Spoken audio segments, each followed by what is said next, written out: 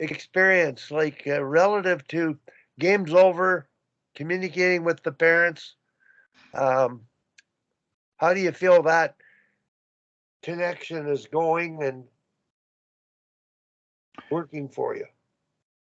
I like the what you did with Tom's team there to run the mission statement piece at the start of the year. I think that's a great time and a great just a great thing, a great piece of the puzzle to do. I feel that as a in community hockey and youth hockey, and it doesn't matter if it's volunteer or paid. I mean, obviously we're volunteers here, but there's so many disconnections, and as coaches we're supposed to build connection. This year we've got a very diverse group. I think out of 18 players, aside from my own son, I only knew 2 other families, so for me anyway, it's getting to know 15, 16 other people, not just the players, but then try to figure out who the parents are and put names to faces and get to know them as well. So I think the connection piece, you've got to keep trying to build it. And I think that not all the parents are don't come to practices or games. There's a lot of carpooling. This is U15. Another year, the kids will probably be driving, so it becomes even more difficult. But I think that, like what Tim was saying, he's the last guy there, especially for games, get the score sheet. And that's our manager does that with our team. We essentially go into the room after. We'll either talk as a coaching staff for a couple minutes and then ask the kids what they thought and talk that out, or we'll do it more direct right away and then give them time after. The parents seem to be in a rush to get the kids out of there and off to the next event. So I really don't have a lot of interaction with the parents on games. You get there before and you go into the room, you have to supervise, you have to be too deep at all times within the room. And so we're basically in the dressing room, 45 minutes or an hour ahead until the end of the game. And like I say, the kids are out of there in about 15 minutes. So, it's, I think it's interesting. I think part of it's from COVID, from the last couple of years, I think, where there doesn't seem to be, I think that's contributed to some disconnect, Wally. You're there and then you're gone. And it's a weird feel after COVID, because we actually shut down here. We didn't play our first year of COVID. They shut hockey down that year after the first month and a half. And in the second year we played, but there was, everybody had to wear masks. We weren't even dressing at the rink. We were like, everybody would show up dressed, and then we would, basically go on the ice and leave. And I think it's thrown a big wrench into what normal used to be. And I know Tim had talked a little bit about culture there, well, both Tims earlier, and trying to build that connection. And I still think that we can do better. I think we can do better on our team. And like I say, I really like your mission statement exercise. I went through that, I guess, a year ago. Rick Berkeson and I did that with you online. And I think the timeliness of it, Wally, to include the parents in that as well at the start of the season is a great idea, and it's something that I'd like to look into, moving forward. Yeah. What I learned, I wouldn't do it with the players and parents. I would do it separate with the players now. Yeah. And the coaching staff has already done it before the session, and they are part of the player session. And then you have to do it with the parents and let the coaches run the practice. Now, here is what Mike, you were trying to get me to do that statement exercise with a real young group of players while they were preparing to go to a competition. And like Peter mentioned, before that group got together, early in the season, you want to establish a philosophy and understanding that you're going to move forward with. So we never got it off the ground. The timing of doing it before the competitive season starts is ideal. Now, when the competitive season starts, you can bring the parents in and do it because the kids get it. They're not going to be a problem whatsoever.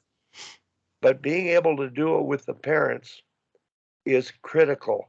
Now, the gentleman who invented this exercise and applied it, his name is Dan Morrow. He's going to retire soon and get back into coaching.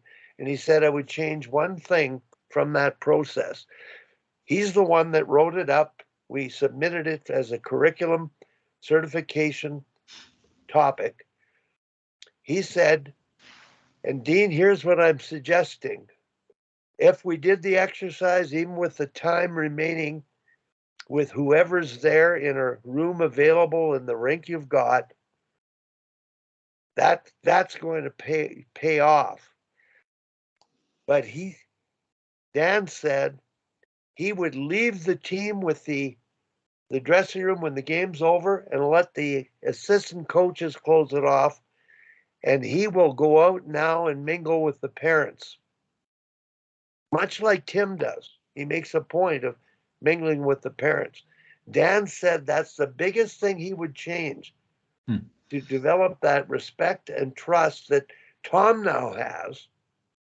They respect him and he can look them in the face. But right now, I don't know how many of you go out the back door when the game's over and the parents go out the front door. And that's the reality of coaching and the disconnect right there. You're not respectful of each other, and the kids are the ones that are suffering. So, I'm glad we got a chance to talk about this, but Mike, go ahead. Yeah, and Dean, thanks so much for taking the time this morning because your stuff's great, and I think I can relate to it a little bit only because I'm a drop-in coach developer in a lot of organizations. So, semi-nomadic. You're semi-nomadic. Yeah, I come in. This is what we're doing great. This is what we can fix. I'm working with a program right now in down in Kristiansand, Norway. Same idea, about just not really giving answers, but just giving feedback and saying, okay, well, here's where we're at and what can we do, and a different perspective, right? You're outside the role of everybody in there, and I actually liked my role the last 5 or 6 years because I'm not cutting anybody. I'm not eliminating anybody's dreams. I get to just really just advise and give feedback. But as far as the conversation where it's going right now, and I obviously I believe in Wally's mission statement. We've used it. We've tried to implement it with a number of different organizations and teams. And I think there's and I don't know if it's COVID, but COVID definitely accelerated this. But the lack of community in youth sports is frankly unbelievable to me. There's no if you are a volunteer coach or a paid coach or whatever you are, there's an expectation that the parent is now a customer, where I never felt that growing up. And I could if I asked my parents or if I asked the parents of the guys that I grew up with, I don't think there was ever an expectation that the person that was coaching you that worked for you.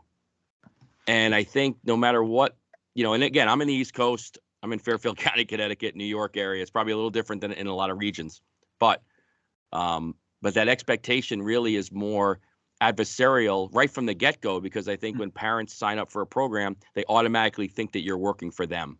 And it is really hard for volunteer coaches. And I primarily work with volunteer coaches. I don't work with paid professional coaches in the professional ranks or juniors or major juniors. These are parents of 8, 9, 10, 11-year-old boys and girls that are frankly giving so much of their time. I don't think anybody even realizes how much time, I think their bosses would be shocked at how much time they give, in their youth hockey world and their role, away from their real jobs. But I think it's odd. It really is I think an epidemic on my end to see, the total disconnect that this person is not helping your child. They work for you. And the expectation is, there's certain things you need to do for me in this transactional relationship that we're in. Sorry, Tim, go ahead. Thanks, Tim great, Buck. great points, Mike. And we're getting up to 10 o'clock. I know Dean has to go, but you just provided the perfect segue to Matt, really, because that's what that's Matt's world, so to speak, in the Hockey Factory world, where there is more of a transactional relationship between the players and the parents and the coach for obvious reasons. They're paying big bucks to be at this Hockey Factory, so to speak.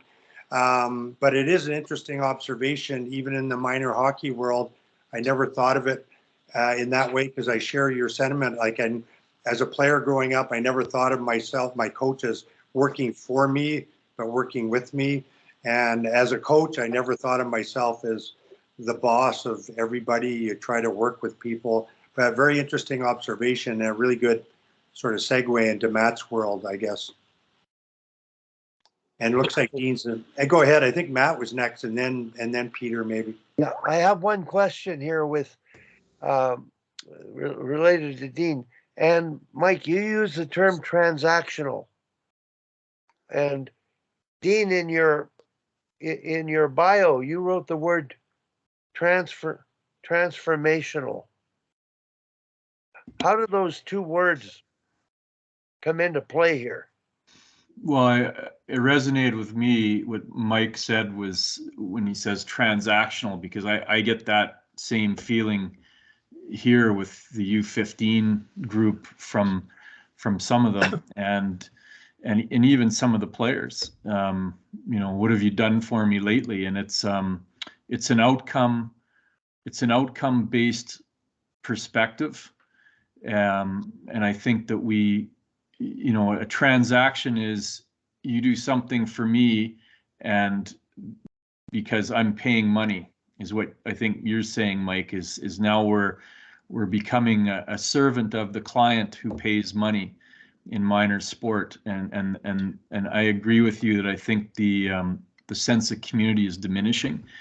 So transformational, Wally, from what I would say is that we're trying to, in my instance anyway, I'm really trying to build those connections with my players on U15 first and foremost, and my coaching staff.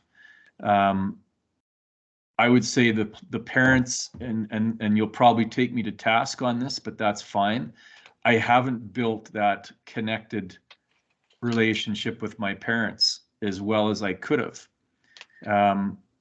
My role as a coach developer, my focus shifts.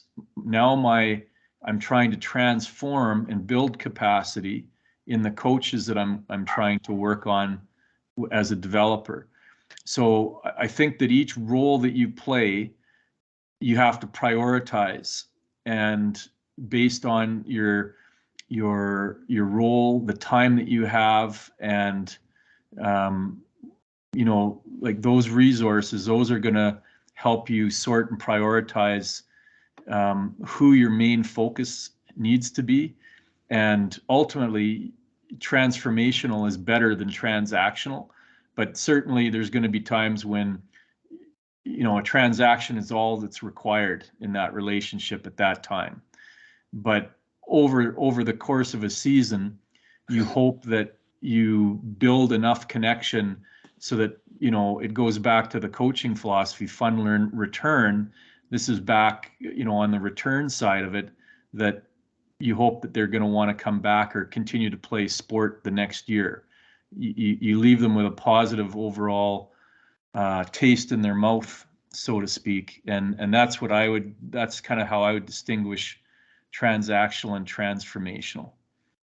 I just want to hop in, Wally, just before Matt goes, because because I can't think as long as you guys. This is right on the top of my head, but I think it's just basically, Dean, like that's where my frustration has been, and trying to transmit this understanding that if we continue to have youth sports as a 5 and 6 month rotation of player, parent, and coach, you can't do a lot of the things you want to do. You can't build a mission statement like Wally wants to do. You can't build a team like Matt is interviewing, with these hockey factories. Like, it's so difficult at the youth level because of all the different like trilogy of people you have to have involved, that by the time you feel like you've got somewhere, the team gets cut and it's a new team and you're starting all over again. And that's why I think, like, to me, the group that's on this call a lot, and Dominic could probably chime in too, is having the opportunity. Like, when I think about a transformational coach, I'm thinking about somebody that can go in, and Matt, you can touch on this. I don't want to take away your thunder, but to go in with a freshman and watch them transform. And me as a parent, I give them to you to transform them from freshman to sophomore to junior to senior and beyond. I don't have that opportunity. Most youth hockey coaches don't have that opportunity when they have a kid for 5 months. And all of these, and they don't live with you, right? They don't have dinner and breakfast, and they don't interact with you every day. You have them for 2.5 hours a week, and then you have a game. So I think that's where, like, this community hockey, if we allow it to any sport, if we allow community sports to leave us, and there's no town square anymore, there's no kids meeting at the park on their own anymore. There's no, oh, we just ran into mom and dad and the coach ran into you at the A&P or at the Stop and Shop or whatever the local supermarket was. Like, this is the kind of stuff that just doesn't happen anymore. And I think and that's eroding the community feel of hockey, making it more transactional. Like, I paid for you to be here. My expectation is now is I get this because I paid this, and then you have to do this for me. And it was funny. I follow John Gordon, who's he does a lot of speaking engagements that I follow down here, and he had put out like a free seminar one time, and all the complaints he got about the seminar wasn't at the right time for them. Like, why are you doing it at 11 o'clock in the morning? I work. Like, isn't it really selfish of you to do this? He's like, I'm doing it for free. Like, it's my time. I'm giving you my time to do this. And then you're, and I feel that way a lot of times as a youth coach, not at the higher levels, not when I'm working with the high school and prep school and college kids. It's always the parent of the 10-year-old that says, well, I know you did that 25 hours of video for our kids, but how come you didn't do this? Like, because nobody else even does that. So it was just, to me, and I don't think it's my own complaint, because I hear it with every organization I work with, and probably the reason I work with so many organizations is because we're all trying to find the answers, to those questions. But sorry, Matt, I didn't mean to jump in on you. Before we go to Matt, I thought Peter had his hand up earlier. Okay, sorry, Pete. I'd like to get Peter to express him. No worries, Mike. No worries. Thank you. Yeah, and kind of, I think piggyback off of what you're saying, Mike, right, is now parents look at for an actual return on an investment. That's what they're doing, right? So how much of this, right? You go to a practice and you watch, or you talk to some youth hockey coaches, and they'll talk about, I saw the Bruins Flyers play the other day. They were doing this, so yeah, we're going to implement that at our practice, right? Kind of losing sight what you're supposed to be doing, but because you see it at the highest level, you think if it works for them, it's going to work here, because, right, we want to get to that level. That's where my kid's going to go to the NHL, like every kid, right? So the fact that they're investing and they're wanting this return on their investment, I think it kind of trickles down, because, I mean, I know there are AAA programs, Tier 1 programs that promise parents the world. And at the end of the day, your child actually has to be good enough to end up wherever, at a junior program, a college program, whatever level there. They have to be good enough to do that. And those same parents, let's say you're taking your kid takes piano lessons, right? And if you take piano lessons, and your kid isn't playing at Carnegie Hall, does that mean they failed? Does that mean you get no return on your investment? Because what about all the other things that they've learned along the way?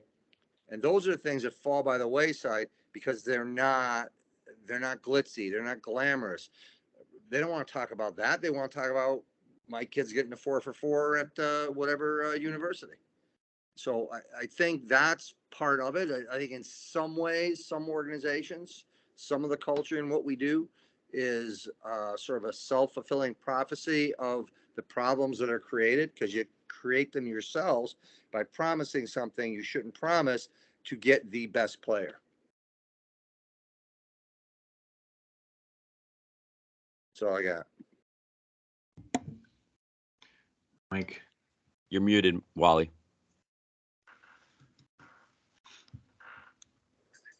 I'm trying to sort of, I see a synergy between what Dean's doing and what Matt's doing.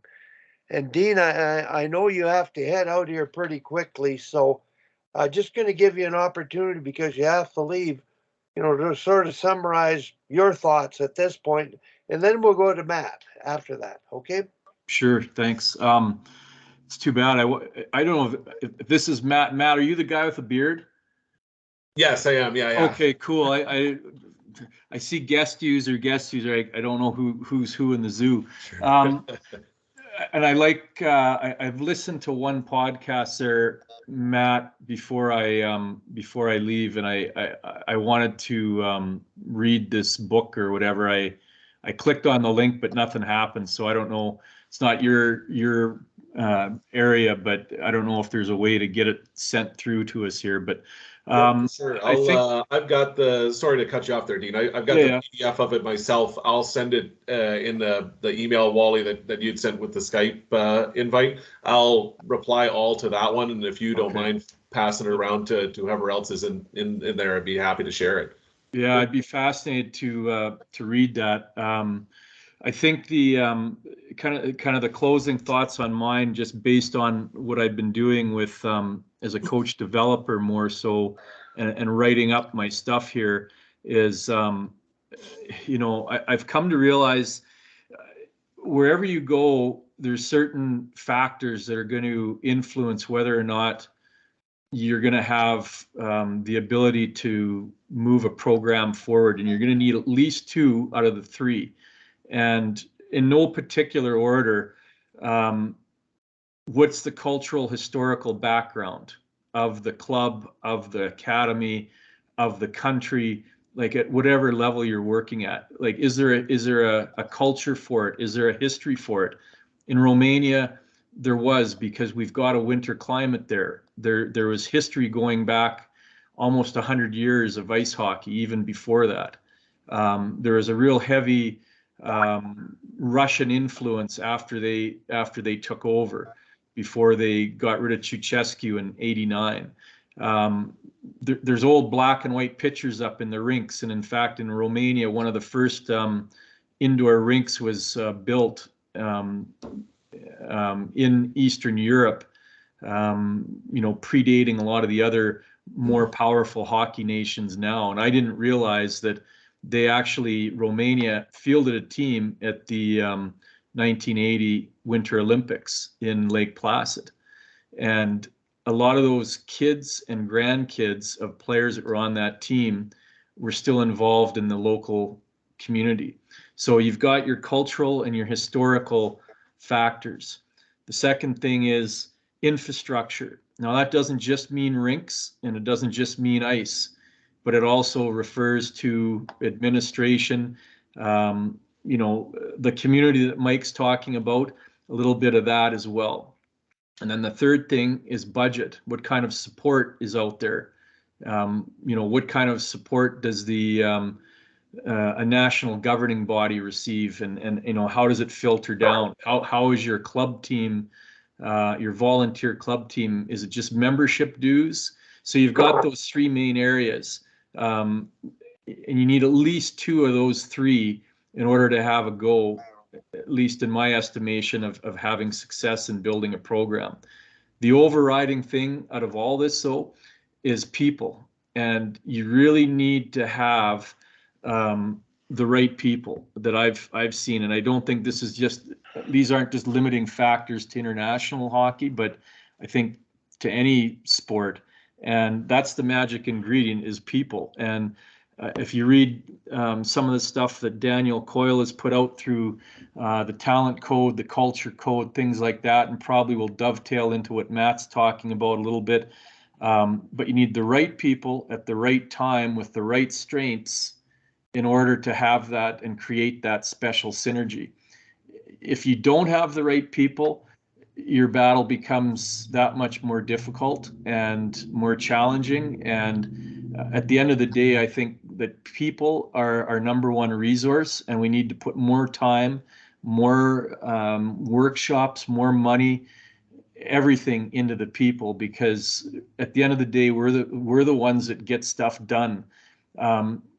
Yes, it's nice to have a rink. Yes, it's nice to have a history. Yes, it's nice to have money.